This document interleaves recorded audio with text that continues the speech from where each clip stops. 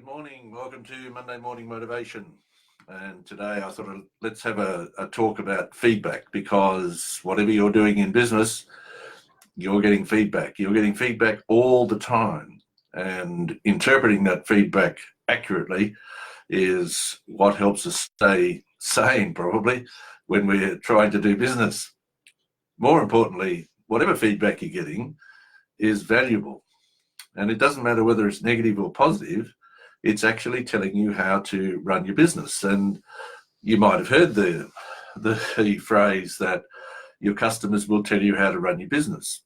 And indeed they do. They do it through the feedback that they provide. So it's always worthwhile to stay alert so that whatever feedback is coming to you, you're able to interpret, as I said, accurately, so that you can make the appropriate decisions to move on with your business and to move your business on in a positive way for your customers. And the important thing there is your customers.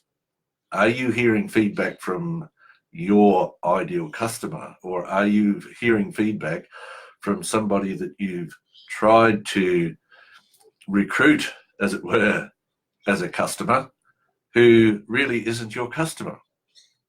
Or is it somebody completely unattached from your business? Now, I'm reminded here of a client last week who was putting together a program which has been delivered on a regular basis for a few years, and somebody had taken the time to sit down and write an email to this particular person and explaining what was wrong with the program that was being offered. There was nothing positive in the feedback at all relative to how it had been presented and what was being presented. That was all negative. However, when we look at these things, we've got to remember that in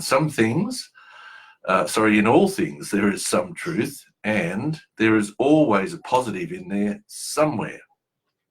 So we had a look at this feedback and discovered that the person sending the feedback thought that the product being offered was grossly overpriced and should be offered at about 20% based on this person's experience from having seen the previous version. So one needs to have a look at that. Go, okay, if this particular customer had a look at this and didn't like it, what actually was the problem? Because what was being expressed in the feedback wasn't indicating a problem. It was just indicating that somebody had a bad day and wanted to let somebody know about it. So the wonderful thing about programs being offered online is that you can go and check pretty easily who had a look at it. Now, in this circumstance, the person giving the feedback hadn't seen the program. So we could dismiss that out of hand, of course, but that's probably not the way to deal with it. We want to look at what's the message we're receiving. Now, we can look at the messenger and we can make up all sorts of conclusions about whether the messenger is having a bad day or not. And sometimes it's worthwhile doing that because some of the feedback just doesn't count. So we have a look at that and we discover, okay, the person sending this message is not the customer. Now, if you're talking to someone who is not your customer, they can easily find fault with whatever it is that you're providing, because what you're providing is of no value to that person. So look to what it is that you want to deliver to your ideal customer.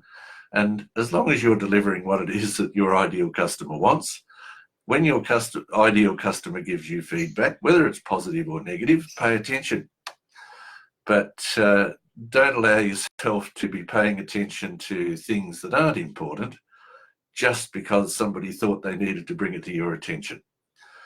So with that in mind, go out and have a week better than you had last week, better than you've had before. Just stay motivated. As I often say, let's not worry too much about motivation. What inspired us to get into business? Just keep remembering that. Motivation doesn't need to be a priority if we're inspired to do what we're doing. So see you in a week.